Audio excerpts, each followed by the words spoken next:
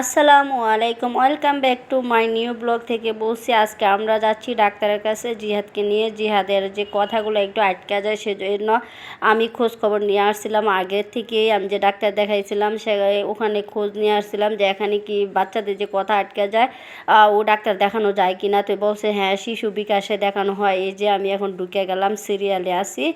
আর এই যে ওখানে ডাক্তার বসে আছে, আরেকটা রুগী দেখতেছে, আর এখানে আমি এন্ট্রি করলাম। সব কিছু মিলাই আমি এখানে বসেছিলাম।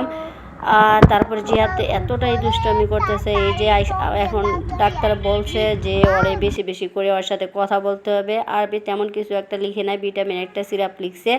তারপর বাসায় আসলাম, আসার পরে এই যে জিহাদের আব্বু একটা কাঁঠাল নিয়ে আসছে।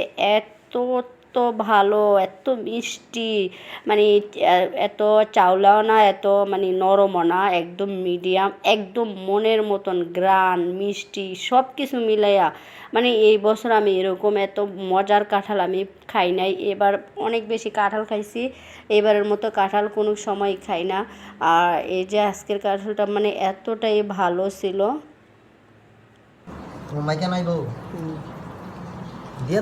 আমি অনেক মজা করে খাচ্ছিলাম, অনেক অনেক দিন ধরে ভাবতেছি কাঁঠাল না আসবো। কাঁঠাল অনেক খাইছি, মানে এমনও বছর গেছে যে আমি কাঁঠালই বাসায় আনি নাই, আমাদের বাসা থেকে যা দিত তাই।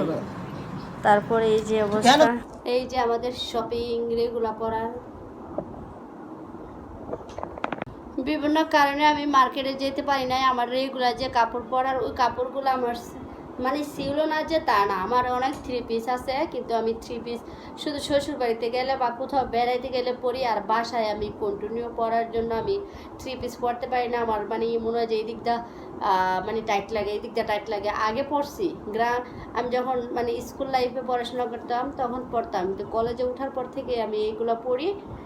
এখন পড়তে পড়তে অভ্যাস হয়ে গেছে। এই যে এই স্কার্ট আমি পায়জামা মানে বেশি ছিঁড়া যায় প্লাজোগুলা, এই জন্য আমি স্কার্টে পরি এখন। এই যে এতদিন পরতাম তালিওলা, তালিটি মানে ছিঁড়া যায়, এই জন্য এই স্কার্টগুলো আমার মানে যেরকম চাইছি মন মতন পাইছি একটা। আর এই গেঞ্জিগুলো একটু বড় হয়ে গেছে, নেক্সট টাইমে আনলে একটু ছোটোই আনবো, মানে লম্বা অনেক স্কার্টের সাথে এত লম্বা গেঞ্জি পরে না। আর এই যে এগুলো নিচ্ছে 150 টাকা করে, দুইটা 300 টাকা। আর এই স্কার্টগুলো নিচ্ছে দুইটা নিচ্ছে 250 টাকা করে। এই যে একটা গেঞ্জি পরে আসছি, এই যে স্কার্টটা, একটা স্কার্ট আর এখানে একটা স্কার্ট, দুইটা স্কার্ট নিচ্ছে 500 টাকা, দুইটা স্কার্ট নিচ্ছে 500 টাকা। আর এরকম দুইটা গেঞ্জি নিচ্ছে, এই যে একটা আর একটা, এই যে মানে এই গেঞ্জিগুলো নিচ্ছে 150 করে 300 টাকা। আর আসার টাইমে মানে লেডিস গেঞ্জি যেগুলো বিক্রি করে স্কার্টের সাথে এটা মানে পরলে ভালোই মানায়। আর আমি তো ফ্ল্যাট বাসা থাকি, বেশি বের হয় না, আমাকে কেউ দেখো না। আর কারোর সামনে গেলে আমি এরকম ঘুমটা দিয়ে যাই, নিচে কী পরছি এখানে কী পরছি এটা বোঝাই যায় না। আর যেগুলো পরি এগুলো বাইরে বের হওয়ার মতোই, ওরকম যে মানে পর্দা ছাড়া ওরকম জিনিস আমি পরি না। এটা মানে অনেকটা আরামদায়ক, এটা সবসময় পরবো না, মাঝে মাঝে পরবো। আর সব সময়ের জন্য যেগুলো আনছি এগুলার খুব রেগুলার পরবো, আর এটা মাঝে মাঝে পরবো। আর আমার ছেলের জন্য নিয়ে আসছি এরকম গেঞ্জি আনছি দুইটা, আর দুইটা গেঞ্জি আনছি 50 টাকা করে, 100 টাকা দিয়ে। আর দুইটা প্যান্ট আনছি কত করে, 60 টাকা করে, 120 টাকা দিয়ে। এই মা ছেলের সব মার্কেট রেগুলার কাপড়। আর কয়েকদিন পরে এগুলোই মানে বেশি দিন এই গেঞ্জিগুলো পরা যায় না, 2-3 মাস পরবো, এরপরে আবার আনতে হবে। মানে দেখি এবারে স্কার্টগুলো আমার এত ভালো লাগছে, মানে আমার মনের মতন আমি পাইছি, আমি যেরকম চাইছি ওরকমই পাইছি। এরকম এই যে বেল সিস্টেম, এদিকটা কমা করা যাবে। এই যে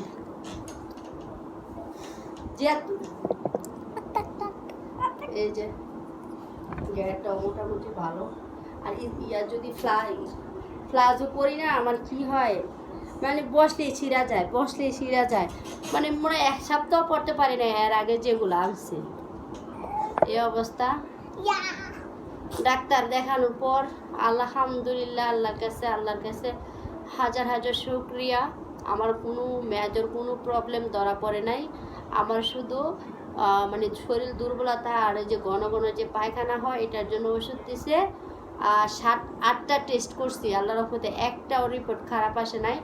আর মানে ওষুধ খাওয়ার 2 দিন মানে শরীরটা খালি জিমতো আর মানে মাথা কি জানি করতো। কিন্তু এখন আল্লাহর রহমতে আমার শরীরটা এতটাই ভালো। আর জিহাদ এদিক দিয়ে অনেক দুষ্টামি করতেছে, আর মানে ওষুধগুলো খাওয়াতে 2 দিন অনেক খারাপ লাগছে। এখন আল্লাহর রহমতে অনেক অনেক ভালো। আর সবাই আমার জন্য দোয়া করবেন এবং আমার ছেলের জন্য দোয়া করবেন। আর মানে শরীর ভালো থাকলে মানে কাজ কোনো ব্যাপার না।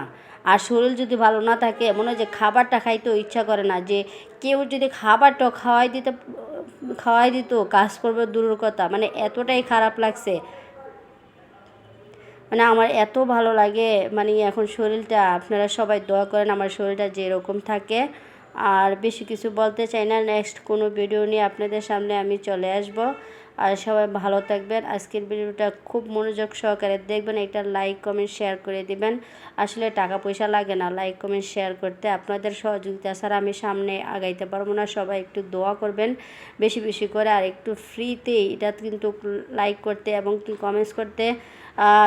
যদি ইউটিউব থেকে দেখেন সাবস্ক্রাইব করে দেন, পেজ থেকে দেখলে ফলো করে দিবেন। আল্লাহ।